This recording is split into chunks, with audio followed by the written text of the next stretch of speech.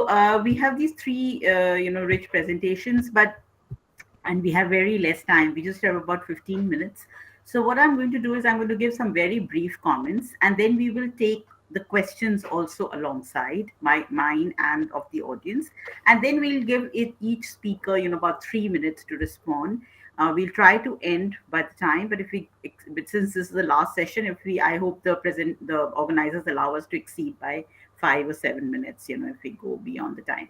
So really powerful presentations, and I think in many ways they speak to each other and they also contradict each other. They also present the complexities of the issue. Coming to Pragya's paper, which I thought was very good, and it showed an archivist eye, on the kind of proscribed literature. So again, I want to push you to, 2 or 3 things. One, what do you think is the politics of translation, and what happens to, with vernacularization and indigenization of, say, the translation of Communist Manifesto and things like that. So these are for Pragya. So what happens, when these kinds of classic texts like say the Communist Manifesto is translated in various kinds of vernaculars and or indigenized or vernacularized, and then what happens to the politics of proscription?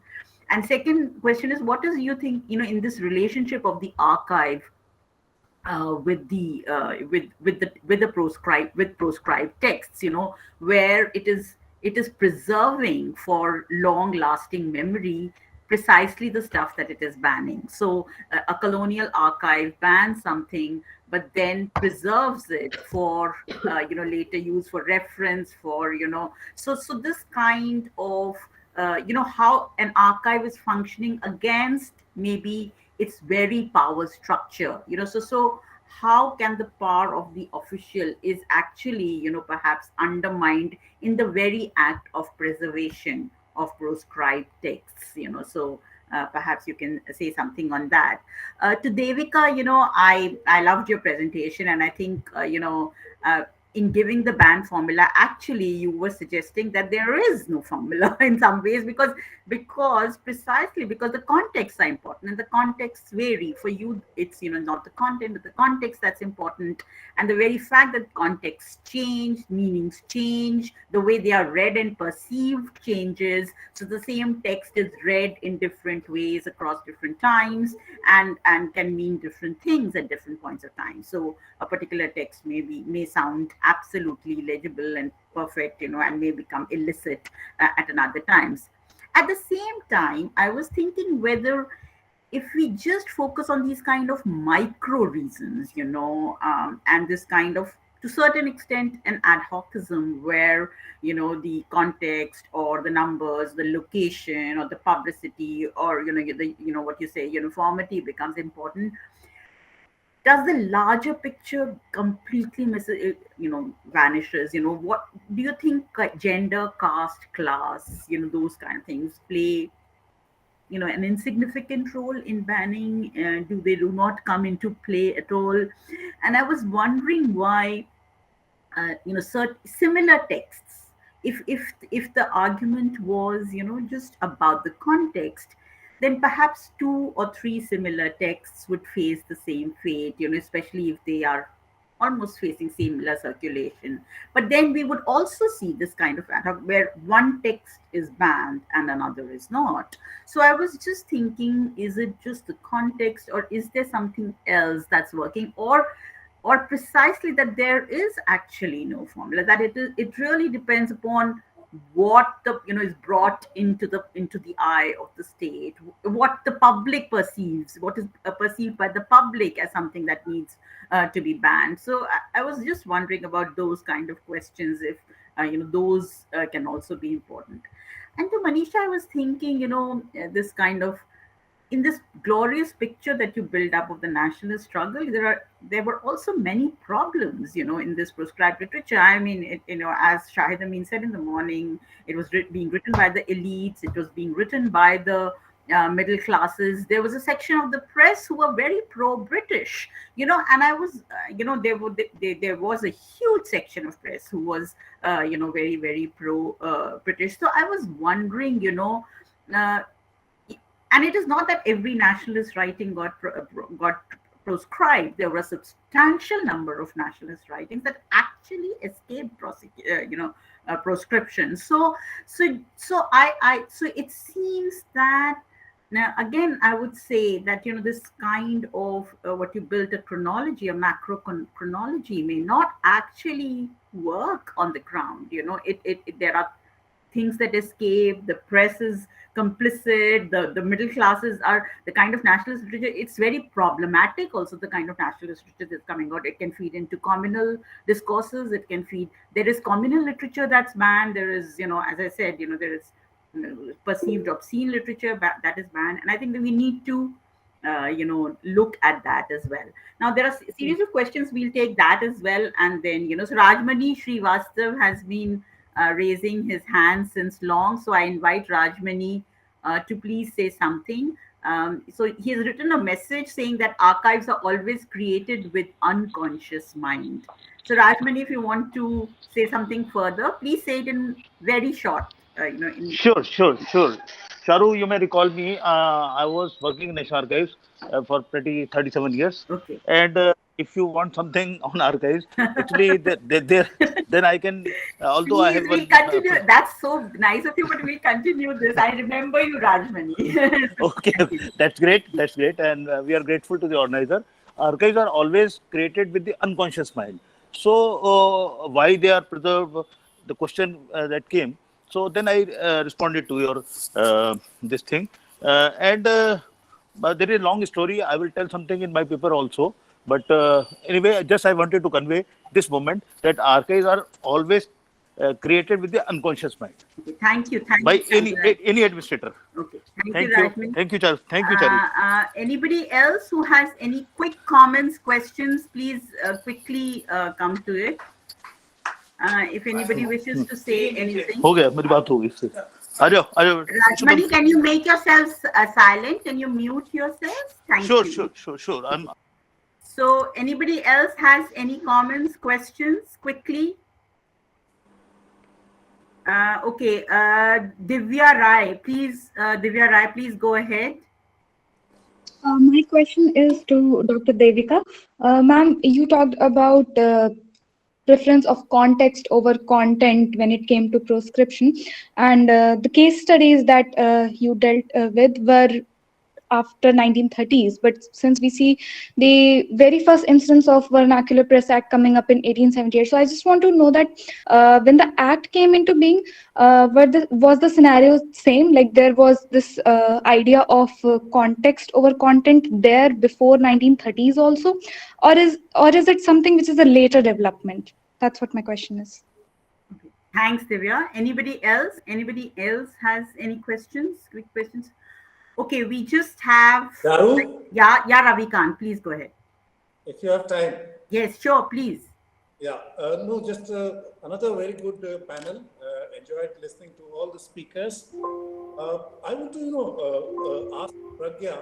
Of course, we'll continue working, collaborating on different projects. Pragya, no problem with CSDS or with University of Hyderabad. So wonderful. I wanted you to focus a bit on the cheapness of production. You see, you are speaking about how these pamphlets are cheap and produced with minimal, investment. So capital print itself is a capital-intensive industry, but here is a kind of underground which is using minimal technology because that's what is available to them. But maybe more, you want to say more. But they still want to make it attractive, I hope. And so there is a kind of a strain on their resources. So that technology in use in production of these things. To Manisha, I want to say, they enjoyed, they used their time. These lots of these leaders, Maulana Azad, Nehru, and everybody actually who could write, they used their time in jail to write, you see. And the element of creativity is important to duck the censors, right? My favorite example is, of course, if we talk about cinema, is the Kismat song. आज हिमालय की चोटी से फिर हमने ललकारा है, दूर हटो है दुनिया वालों, हिंदुस्तान हमारा है, which is a creative translation of Quit India movement. And people went to Roxy Theatre in Calcutta just to watch that song and show their solidarity, that they wanted that kind of content, more and more of that kind of content, without, but the British censor could not find anything problematic there. It managed to duck the censors. Devika, absolutely fabulous. Your book is being read, widely read. So it's also what is important is the inserting these texts in the everyday rituals of the national movement. So if you are doing a Swachhata Abhiyan, for example, in the morning in the 1930s, once again, on the basis of evidence that I've seen from films of 1930s, if you are doing a Swachhata Abhiyan early in the morning in a village, you start with a Prabhat Peri, with a song. So all these songs are being, sung like the Swaraj Pledge would be recited. So, and it's very difficult early in the morning for the police also to get up and, raid people who are singing God knows what. So language itself is a kind of cover, as well as this ritualization, religious ritualization, as it were, of an act also provides some kind of cover. That's where I'll stop. Thanks a lot. Thanks, Ravikant. As always, very, very interesting comments, I'm sure, for all the three speakers to think on. So we will we'll give each one 4 minutes or something like that. We don't have much time, 4 or 5 minutes, so we'll go in the chronological order. So Pragya, please, do you want to come first and just say something? You don't have to answer to every question addressed to you, so please go ahead. Firstly, thanks to Devika and Monisha for your papers. It was really interesting to think about prescription and the significance of the material to Indian readers in particular, after I've been speaking about Britain extensively. I attempt to answer all the questions very briefly. In terms of politics and translation, I think of that in terms of thinking of the histories of the works that are being translated themselves. For example, the Communist Manifesto, it's published from London in German and written to be translated into all European languages, by the Communist League. So it was a work that was very self-consciously situating itself as a work of world literature, written in German that could easily be translated into other languages. So there was an aspect of it that was meant to be vernacularized. It was designed to be translated and vernacularized. That was part of the enjoyment of reading the respective prefaces of the manifesto, is seeing how it was received in different contexts in Europe. And then, so what happens in India seems to be in continuity with that. So there was this aspect of these two exiles, these emigres in London at the time, center of communist movement, but being fully aware that these ideas would travel in the same way that capital will travel. So that there's a theory of world literature that exists alongside a theory of capital in the Communist Manifesto. And these are aspects that are picked up on in the Indian translations, which highlight this kind of eschatological framework of the Communist Manifesto, this idea of historical stages. That's always at heart, to me, there always seemed to be something quite theological about this idea of communist utopia. And it's more than it kind of highlights the roots of the manifesto. So it's not a case of a dilution of those ideas or a distortion of them. It somehow takes you to the core of that text that was meant to be translated into many different languages. And at the heart of it, there is this kind of theological vision of world history and progress. And originally it was going to be a catechism. It was written in this format that Marx and Engels were aware of. From Christian religious preachings, So I don't think of it as dilution or a diminishment of the original ideas. It's somehow something about the crucial to that text comes out very clearly in the translations. In terms of relationship with the archives and the process of archiving and prescription, a kind of desire informs both.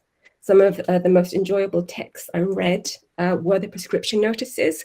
I mean, these extraordinary translations of obscene poems with like pedantic descriptions of what words mean, the context, and you wonder very much about the translators and the people who are collecting this material, and what was motivating them, what they were up to, the people who were informing on the British, whether they were trying to frighten them, like by talking up threats that possibly didn't exist.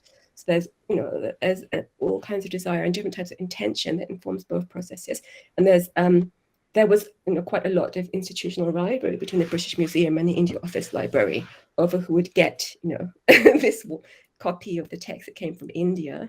That continues into the current day, where there's anxiety about these texts, which are often in quite bad physical condition, and an anxiety about making them more accessible to people, which I sympathize with actually, because, you know, you see the condition that many of them are in. And also, I didn't talk about it, possibly I should have, copyright legislation. You have this very strange situation where texts banned in India are now inaccessible to readers in India and elsewhere because very stringent interpretations of British copyright law, which are much stricter than Indian copyright law. So, you know, I mean, and there are financial reasons why I think certain institutions maintain those in order to charge usage fees for you know, reproduction of certain kinds of material. So that's there as well, different kinds of desire and interest in underlying both activities. In terms of cheap technology, yeah, some of the works, as we all know, was very well produced. So the editions of Chand magazine, the production values are incredibly high. And there was a lot of involvement of, you know, wealthy industrialists in the production of a lot of this work. Unfortunately, Shahid Amin's paper was too early for me. I hope I listened to that later. But this is where I think I fluffed it. The end, the Gestetner to me is fascinating for that reason, because it's this very simple piece of technology which a child can use, you know, and it's a machine, and it's a tool. It's something that you use.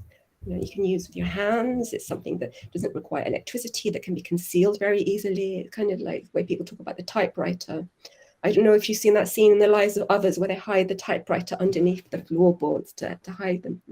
And the Shirazi, similar things were happening with the cyclosol machine, that, you know, being smuggled back and forth across India and Nepal's border, or hidden in people's homes, technology a child could use. So yeah, the cheapness of it is a strand of this literature. I don't want to eat into any more question time for Devika and Manisha, so I'll end here, but I'm happy to answer any questions via email as well. Thank you so much, Pragya. Please, Devika, will you come? And Sure. So I'll start in reverse order and thank Professor Ravikant for his two very interesting examples. I think again signaling at a theme of today really, which is the failure of censorship. And with Prabhat theories, and you know, again the idea is that you ban a text, and I think this also links to what Professor Wendy Singer was saying, that especially when it's a song, it's something which is sung, it's something, you know, we I think don't really memorize poems anymore, but I'm sure they, you know, they would, our grandparents' generations would have done that. Then how do you, you know, erasure of the text or censorship of the text doesn't really take that memory away and doesn't kill that song in a sense. So I think that's, thank you for that, both those examples. I haven't actually looked at rituals, neither in today's presentation, nor I have to admit in my book. I'm very focused on state policy. One of the things I'm assuming there are lots of students here who are also going to take up these issues in their own research. And one of the things that I struggle with, and other historians, Pragya, I'm sure, has also mentioned the, you know, huge, you know, the very fact that there's so much banned material makes it very difficult. What filter? I'm working on an anthology at present, and the biggest challenge is what filter are you going to use in terms of language, in terms of even, you know, nationalism, sedition. These are huge themes. You know, within sedition, you have so many different kinds of, are you going to go chronological? So I think that is the opportunity as well as the challenge of censorship studies. And I think that's one reason why there are not so many studies on good academic studies on censorship, you know, the macro studies as they could have been, because, you know, filter is something which is difficult. I'll actually answer Professor Charu Gupta's very important question, which actually is questioning the title of my paper and, in a sense, my argument as well, and also Divya's question together, because both at one level are about the generalizability of something like the band formula. In Divya's case, she asked about the generalizability in terms of time. Can you take it backward? Can you take it forward? And Professor Charu Gupta asked about, you know, if context is all that's important, then, you know, what about the other, you know, is there a ban? formula. And I would actually stand by. I know it's a catchy term that I've coined. It just seems to encapsulate. And as I said, it's not really formula. It's formulae. It's contingent. It changes. I'm also not arguing that content is irrelevant. That would be way too postmodern for me to. I wouldn't be comfortable with saying something like that. But I do find that there is very often we get fixated on the content of banned literature. It's actually the context that seems to be determining. And I thought these unbanning studies kind of bring that into relief. I do also think that it can be extended even to 1878, for example. So it can even be extended. Somebody mentioned Hickey and Warren Hastings and so on. So the fact that it's an Englishman who's writing a criticism of British rule in India sometimes does make it, it's not really what he's saying, but who's saying what, which often is also. So I would argue actually that band formula, I completely agree with you that these are very variable things, they are contingent things. And I'm reminded of something you said in your own presentation on Satya Bhakt, and you mentioned 2 books, one was banned and one was not. Could be a historical accident that at that point it doesn't come to the notice. I don't know enough about that to speak with any authority. It's possible that one book may not have come to the notice of provincial authorities, may not have been transmitted, and so on. But actually, something I haven't done and I should do is, it would be really fascinating to take 2 books by the same author, similar themes, one of which is banned, the other is not, and then to see what is it so I actually do think the band formula, it's not a fixed formula. I think working in an IIT, I've been here 6 years now, one gets used to thinking in terms of rules and formulae and so on, living with engineers. So I understand it's changing all the time, but I think it's still valuable to think of this checklist. And sometimes you have certain elements, sometimes you have other elements, but I think the elements are important. So I'll stop here. I'm conscious that it's been a very long day. Thank you very much for your comments. I will think more about this. Thanks so much, Devika. It was a very, very perceptive paper. I loved it, and I love your book. And I think what you're saying is very important, given the larger way in which we've looked at, the questions of censorship, and you bring out the nitty-gritties, the micro level, the small things that are, just counting the finer print and the finer kind of arguments that are being made across board, but at times, one may also want to think of the larger picture, that because I do think questions of caste, like the kind of, Murugan or something, like in the present context, the kind of, coming from a particular caste, the kind of, the interrogation then you face, and then, the kind of questions of caste and gender do also become very important, so perhaps, okay, I'll give the floor to Manisha. So please, Manisha, just, if you can make it 5 minutes. So, please. Actually, I agree with Dr. Devika when she says that it's very difficult to filter what to study, what to research upon, what to means how to filter what you want to study. Because it's a sea of literature, this kind of literature, banned literature. So what I did was I just focused on the Gandhian phase and the patriotic writings which were banned during the mass movements. So probably they were banned because they were ultra patriotic. They were banned because British government wanted to block the further augmentation of nationalism, probably that. But as Sir said that the writings, the authors could have bugged it by making it a little less obvious. So when I read these writings, I didn't find anything objectionable. Actually, they were all actually asking Indians. If I keep aside the revolutionary work, revolutionary proscribed writings, all these nationalist writings, all these proscribed writings actually asked Indians, asked its countrymen not to be violent at any cost. Actually, they knew that if they would be violent, they will be easily crushed by the British government. Say, though they propagated non-violence through their writings. I don't know why British government just banned it. I couldn't understand it. Thank you so much. Okay, thanks so much for that extremely rich and fulfilling session. And I'm sure the organizers will be thrilled with the success of the first day. So a very warm thanks to Ashutosh, Ravikant, and the whole back team, and to various kinds of announcers, Divya, who did such a wonderful job, and to everyone else. And I'm sure you all are looking forward to the next 2 days, which will have some scintillating presentations. So thank you all in the panel and to all the speakers of the day.